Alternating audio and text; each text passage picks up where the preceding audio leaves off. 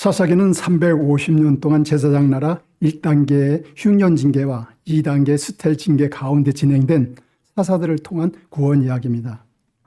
사사시대는 제사장 나라 틀은 가지고 있었으나 하나님의 용서는 크고 이웃과의 나눔은 적고 민족 간의 평화가 없는 쓸쓸한 시기였습니다. 다시 말해 제사장 나라의 월등한 통치가 이루어지기보다는 제사장 나라 형식만 가지고 있었던 시기였습니다. 350년 동안 제사장 나라 틀을 가지고 있었다는 것이 사사시대의 큰 장점이며 효과입니다. 1500여 년 동안 제사장 나라를 유지할 수 있었던 이유입니다. 그 사사시대의 또 단점은 만나시대 2만 3천여 가정이 제사장 나라 교육을 소홀히 했다는 것입니다. 기준이 되어야 할 보아스 가정 같은 수준에 이루는데 못 미쳤습니다. 그런데 사사시대의 끝 무렵에 보아스 가정보다 더 월등한 한나의 가정의 등장으로 인해 사무엘 시대가 열린 것입니다. 사사시대를 이끄는 사사는 제사장 나라의 이스라엘의 지도자로서 하나님께서 긍휼을 베푸는 통로로 보내신 사람들입니다. 이스라엘의 백성들이 죄로 인해 징계를 받고 부르짖으면 하나님께서 이스라엘을 걸고 끝까지 포기하지 않으시고 사사들을 보내 긍휼을 베풀어 주십니다. 사사 오니엘은 메소포타미아로부터, 사사 에웃은 모압으로부터, 사사 상갈은 블레셋으로부터, 사사 드보라는 하솔로부터, 그리고 사사 기드온은 미디안으로부터 이스라엘을 구해냈습니다. 첫 번째 쫓아내지 못한 족속들 이야기입니다.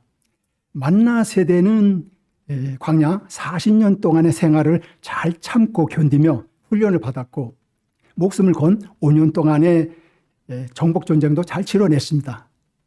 땅에 대한 갈렙의 의연하고 놀라운 선택 후에 은혜롭게 땅을 제비 뽑아 분배하는 일도 잘 해냈습니다. 아직 가나안의 생활이 완전히 안정적이라고 할 수는 없지만 광야 시대 때나 전쟁 때에 비하면 천국과 같습니다. 더 이상 천막이나 짐을 가지고 이동하지 않아도 되고 농사를 지어 추수할 수 있는 기쁨을 누릴 수 있습니다. 정말 꿈에 그리던 가나안에서 하나님을 기쁘시게 하며 제사장 나라 백성으로 삶을 살 수 있게 되었습니다. 그러나 아직 다 쫓아내지 못하여 가나안 땅에 그대로 머물러 사는 가나안 사람들이 만나 세대에게 아직 남겨져 있는 중요한 가제였습니다. 이 지역들은 오랫동안 정복되지 못하다가 이후 다윗 시대에 가서 완전히 정복됩니다. 두 번째, 신앙교육 소홀의 결과입니다. 만나 세대가 자녀들에게 신앙교육을 소홀히 함으로 자녀 세대는 하나님에 대해 잘 알지 못했고 사사시대에 어두운 그림자를 드리우는 결정적인 원인이 되었습니다. 가정을 통한 제사장 나라의 교육이 소홀한 폐단 이해를 기드온 시대를 통해서 찾을 수 있습니다. 기드온 시대 때 제사장 나라를 제대로 실행하지 않았기에 4개의 기록된 2단계 처벌을 받았습니다. 1단계는 흉년 처벌, 2단계는 추수한 모든 것을 미디안이 빼앗아가는 수탈 처벌이었습니다. 그러나 이방 족속의 학대 억압을 받을 때는 하나님을 찾고 이게서 벗어났다고 생각되면 다시 제약의 길로 들어서는 이스라엘의 모습은 답답하고 한탄스럽습니다. 그렇기 때문에 사사시대의 350년 동안 제사장 나라 법을 징계 1단계와 2단계가 반복됩니다. 네 번째, 기드온과 300용사의 간증입니다. 기드온과 뜻을 같이하여 미디안과 싸우겠다는 사람들이 3만 2천 명이 모였는데 그중에 2만 2천 명이 두려워하고 있습니다. 미디안과 싸우겠다고 모인 수가 너무 적었기 때문입니다. 두려워하는 자들을 돌려가게 하자 10,000명이 남았습니다. 이들은 적의 숫자에 두려워하지 않는 사람들이었습니다. 이들의 문제는 두려움은 없으나 신중하지 못하는 데 있습니다. 창을 놓고 물을 마신 자들을 돌려보내자 300명이 남았고 300명이 용감하고 지혜로운 사람들이었습니다. 기드온이 창을 내려놓고 햇불 항아리 나팔을 들라고 했을 때 그들은 한 번에 알아듣고 순종했는데 적진 깊숙이 신중하고 조용히 들어가서 동시에 항아리를 깨고 소리 지르면서 횃불을 들었습니다.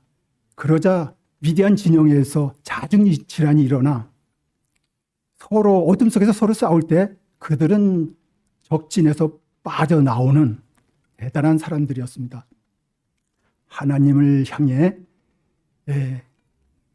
믿음과 순종을 통해 이 기드온과 300용사는 미디안 전투에서 승리를 얻고 하나님의 살아계심을 체험합니다.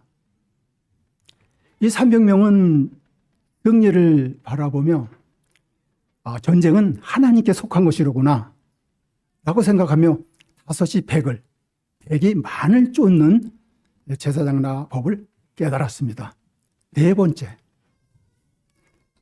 기대에 못 미치는 지도자입니다.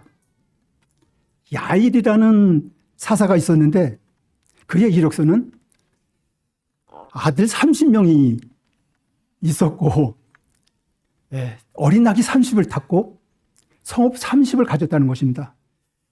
하나님 말씀을 따라 백성을 이끌어야 할 지도자의 이력으로는 참 실망스럽지 않을 수 없습니다. 그런가 하면 또한 또 다른 사사 잇다는 하나님의 능력을 힘입어 아몬 자손 손에서 이스라엘을 구해낼 수 있었습니다. 그런데 사사 잇다는 전쟁에서 승리를 위해서 내가 아몬 자손 손에서 평안히 돌아올 때 누구든지 내 집 앞에서 나를 영접하는 그를 여호와께 돌리겠나이다. 내가 그를 번제물로 드리겠다는 경솔한 서원을 했고 그 결과 자신의 무난 동료 외동딸을 번제물로 드려야 했습니다. 그런데 사람을 제물로 바치는 것은 이미 모세 율법을 통해서 하나님께서 금하신 일인데 지도자로 세움을 받은 사사들조차도 얼마나 하나님 말씀에 무지했는지를 잘 보여주고 있습니다. 5번째, 사사 삼손 이야기입니다. 하나님께서 시대를 새롭게 하기 위해서 시대를 새롭게 할 사람을 계속 찾으신 중에 제사장 나라 특별법인 나시린 법을 하나님께서 직접 발동하십니다. 그렇게 택함받은 삼손은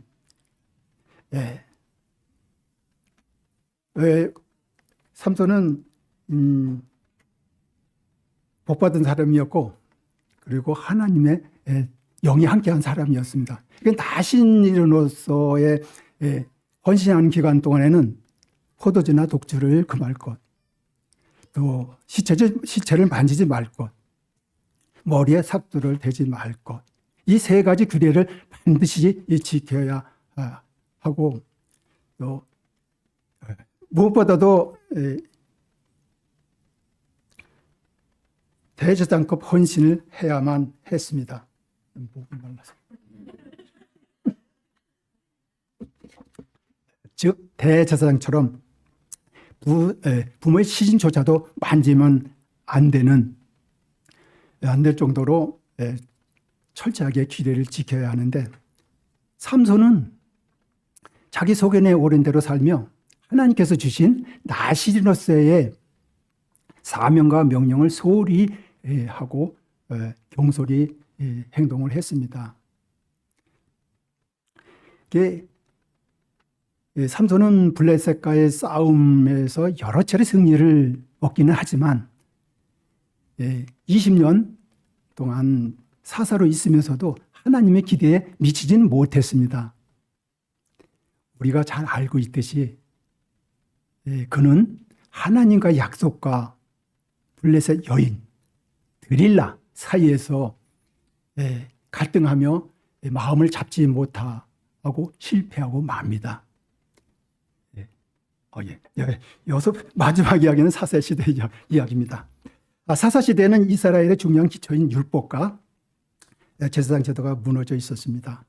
제사장 나라는 지파들 간의 연합이 핵심인데 사사시대는 각자 소견에 옳은 대로 행동하며 함께 모여서 하나님을 섬기지 않으므로 안타까운 일들이 수도 없이 일어났습니다. 그걸 예족들과 싸우지 못하는 목마른 시대였습니다. 암몬과 전쟁 승리 후 에브라임 지파에서 시비를 걸어오며 모욕하자 입더는 이를 참지 못하고 10볼래 바른 구분으로 에브라임 지파 4만 2천 명을 죽인 일까지 벌어졌습니다. 또한 제사장 나라 1개 중앙 성소와 48개 레위 성읍 시스템이 무너짐으로 레인들과 백성들의 일탈이 계속되었습니다.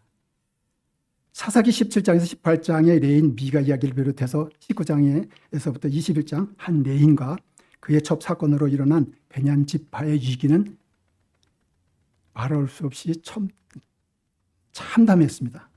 그리고 이 모든 사사시대에 제사장 나라 교육이 실패했기 때문에 일어난 일들입니다.